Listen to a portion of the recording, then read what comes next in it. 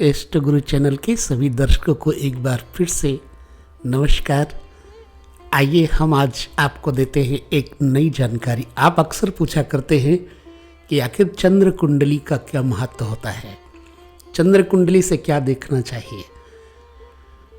मेरे भाई बहनों, चंद्र कुंडली मन होता है, पत्नी होती है, माँ, मामा, चाचा, इन सभी संबंधों के बारे में चंद्र कुंडली से काफ़ी अच्छा विचार किया जाता है और जीवन के प्रत्येक क्षण को चंद्रमा से देखना आवश्यक होता है।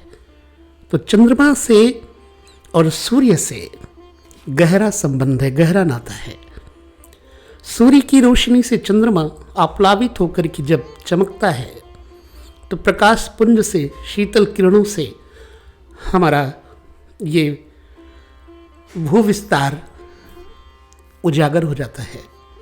इसी प्रकार से आत्मा को सूर्य को आत्मा कहा गया है और चंद्रमा को मन कहा गया है। आइए हम विचार करते हैं जन्म कुंडली में चंद्र कुंडली का फल निरूपण क्या होता है।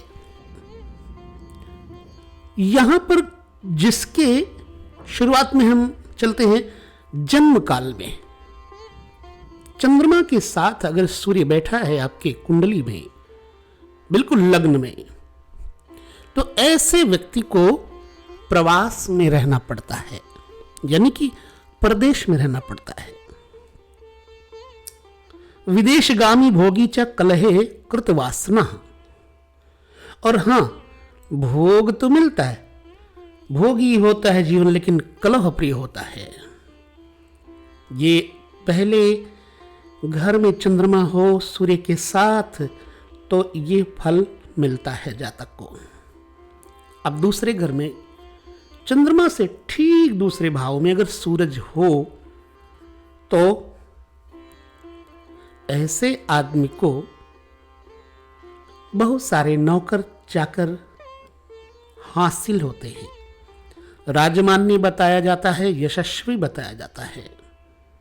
बहुभृत्यो यशस्वी च राजपूज्यो भवे नरः। चंद्राद्वितीय भे भानुर्जन्म काले यदा भवेत। चलिए, चंद्रमा से तीसरे घर में अगर सूर्य है तो क्या होगा। चंद्रात तृतीय स्थाने अर्को जन्म काले यदा भवेत स्वर्णार्थी च शुचिश्चैव राजतुल्यो भवे नरः। यानी जन्म समय चंद्रमा से तृतीय भाव में सूर्य हो तो ऐसा आदमी सोना रखने वाला, अत्यंत पवित्र हृदय और राजा के समान होता है, राजा के तुल्य होता है। तीसरे घर में चंद्रमा से अगर सूर्य हो तो, अब यहां लग्न के बारे में नहीं कुछ ऐसा निर्णय है, लग्न कोई भी हो सकता है। चंद्रमा लग्न में बैठा है और आपका सूर्य किस भाव में बैठा है, आपने सूर्य को देखना है। लग्न मेष में भी हो सकता है चंद्रमा, वृष में भी हो सकता है, मिथुन में भी हो सकता है, यानी किसी भी राशि में चंद्रमा लग्न में हो सकता है।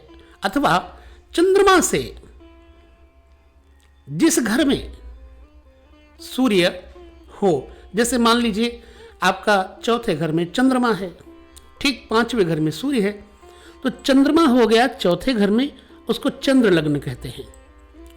कर्क राशि आ जाएगी लग्न में, ठीक है। अब ठीक सिंह में सूर्य बैठे हैं। एनीवे, किसी भी राशि में सूर्य बैठे हो सकते हैं। तो आपको देखना है चंद्र कुंडली से सूरज कहां पर बैठा है। तो चतुर्थ में यदि सूर्य है चंद्रमा से चतुर्थ घर में, तो वो माता पिता का नाश करने वाला होता है, या फिर माता का अभक्त होता है, मां की भक्ति नहीं करता। मातृहंता भवेद्वासौ मातृभक्ति विवर्जितः।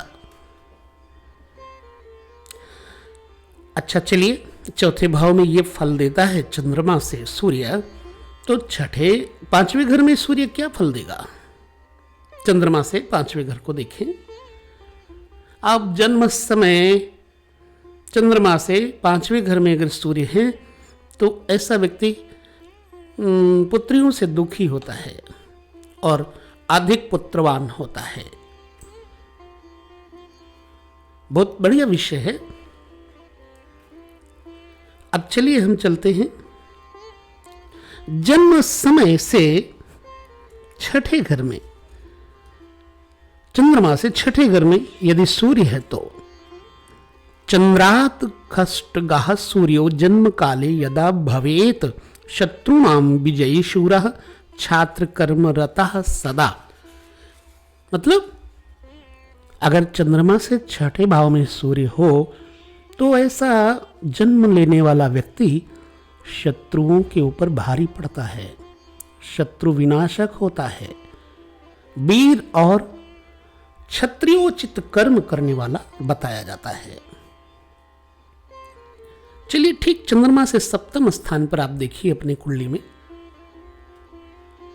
अगर आपकी कुंडली में चंद्रमा सप्तम है तो, चंद्रमा से सप्तम सूर्य है तो चंद्रात सप्तमगः सूर्यो जन्म काले यदा भवेत सुस्त्रीकः शुभशीलस्य राजमान्यो महातपः। जन्म समय में चंद्रमा से सप्तम भाव में सूर्य हो तो उसकी स्त्री सुशीला सुरूपा होती है, वो स्वयं भी सुशील और राजमान्य होता है, ऐसा लिखा है, ऐसा कहा गया है। चंद्रमा से अष्टम घर में सूर्य बैठा हो तो ऐसा मनुष्य सदा क्लेश करने वाला और रोग से पीड़ित रहता है। सर्वदा क्लेश युक्त उसो बहुरोगैश्च पीड़िताः। अब चंद्रमा से नवे में अगर सूर्य है तो चंद्रान नवमो सूर्यो जन्म काले यदा भवेत धर्मात्मा सत्यवादी च बंधु क्लेशी सदा भवेत। मतलब अगर चंद्रमा से सूर्य नवे घर में है तो सत्यवक्ता होता है इस आदमी और भाई बंधुओं को क्लेश देने वाला होता है। नवे घर के बाद चंद्रमा से 10वें घर में अगर सूर्य है तो चंद्रादशमभे सूर्यो जन्म काले यदा भवेत तस्य द्वारे सुतिष्ठन्ति धनिनो नात्र संशयः। अगर चंद्रमा से 10वें में सूर्य हो तो उस मनुष्य के द्वार पर धनी व्यापारी लोग सदा खड़े रहते हैं, बने रहते हैं, यानी वो धनी होता है। एकादश यानी 11वें घर में सूर्य हो चंद्रमा से तो चंद्राद एकादशे सूर्यो जन्म काले यदा भवेत राजगर्व्यतिवेत्ता च प्रसिद्धा कुल नायकः। 11वें भाव में अगर सूर्य है चंद्रमा से तो राज गौरव रखने वाला, सम्मान पाने वाला और अत्यधिक समस्त विषयों का ज्ञाता होता है और पूरे लोकों में, अपने क्षेत्र में तो छोड़ो, विश्व में विख्यात और कुल में श्रेष्ठ माना जाता है। चंद्रमा से 12वें घर में जो आखिरी घर है, अगर आपका चंद्रमा से 12वें घर में सूर्य है तो चंद्रा द्वादशवे सूर्यो जन्म काले यदा भवेत एक नेत्रो अल्पचक्षुर्वा तदा जातो भयवे नरः। चंद्रमा से 12वें भाव में सूर्य तो जन्म लेने वाला मनुष्य काना अथवा नेत्र में ज्योति कम हो जाती है, कम दृष्टि हो जाती है। ये आपको चंद्रमा से सूर्य किस किस घर में है, अगर आपको अच्छा लगा है तो आप सबको बताइए और समझिए, सीखिए। तो इसमें बस इतना ही, बाकी शेष हम आगे और किसी भाव पर चर्चा करेंगे। इसी के साथ लेते हैं विदा। नमस्कार सभी को।